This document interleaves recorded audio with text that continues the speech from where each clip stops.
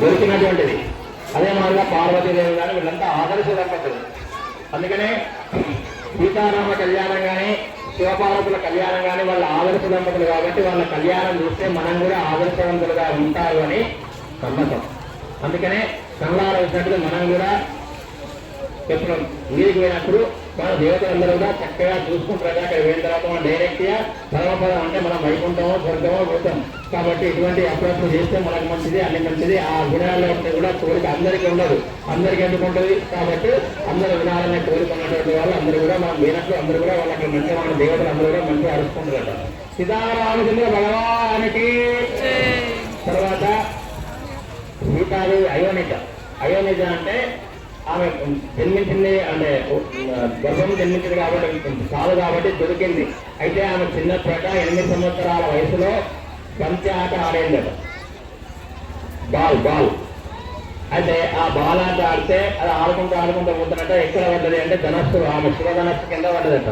ఆ శివధనస్సు కింద పడ్డ తర్వాత శివధనస్సును ఒక్క వెళ్తున్నట్టు లేచిందట. ఎవరు? సీతాదేవి. లేచిన తర్వాత అప్పుడు ఆయన అనుకుంటాడట, ఎవరు? జనక మహారాజు. అరే ఇంత చిన్న పిల్ల అది ఏంటంటే అంటే 10,000 మంది పట్టుకొని వచ్చినా కానీ చదవదట. ఆ ధనస్సు చాలా గొప్పది. 10,000 మంది తీసుకువచ్చి అక్కడ ఆ వేదిక మీద పెడతారు. పెట్టిన తర్వాత అప్పుడు రావణాసుడు పెద్ద బలవంతులు వచ్చైనా దాన్ని విరగొట్టలేదు. అందుకనే అది విరగొట్టిన వాళ్ళకు నేను సీతనిస్తానని ఆయన స్వయంవరం చేసిండు. అందుకే రాముడు అవలీలగా దాన్ని ఎత్తిండు, తర్వాత దాన్ని విడిచాడు. ఎందుకు అట్లా చేసిండు? నా సీతాదేవి ఇంత బలవంతురాలు కాబట్టి ఇంతకంటే ఎక్కువ బలవంతుడు. ఇప్పుడు ఏమనుకుంటారు మనం? నా పిల్లకి నా పిల్లగారు ఇంతకంటే ఎక్కువ తిందని మనం ఇవ్వాలి మనం అనుకోమా?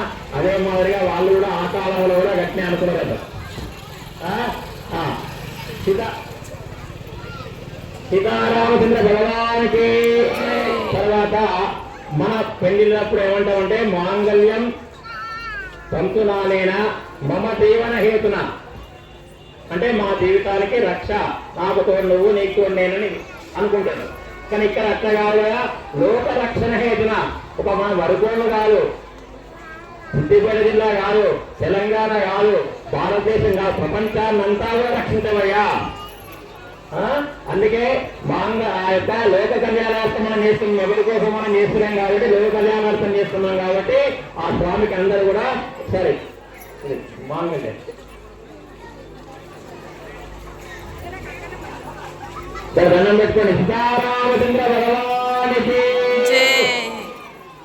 మాంగళ్యం తంతునానేనా లోక రక్షణ హేతునా కంటే భద్రామి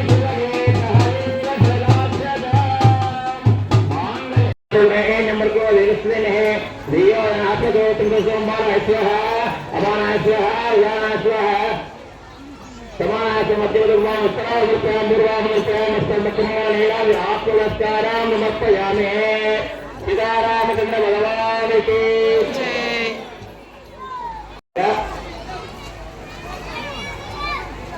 नैवेद्य फलम ओम नमः द्वाराय नमः देवताय दुर्गाय नमः कितलिये नमः पतंजलिये नमः ओम नमो दुर्गाय नमः शिवात्मिकाय नमः ब्रह्मवे शिवात्मिकाय भास्कराय नमः दुर्गाय नमः राराय नमः सुंदराय नमः उत्तमोत्ताय नमः अर्जुन देवाय विष्टाय महादेव विनाश नमः महाकाली महालक्ष्मी महाभस्मीवताभ्यो नमः नानाविध सर्वपत्रस्नानं नर्पयामि धूपमाग्रामयामि दीपं पठन्तु।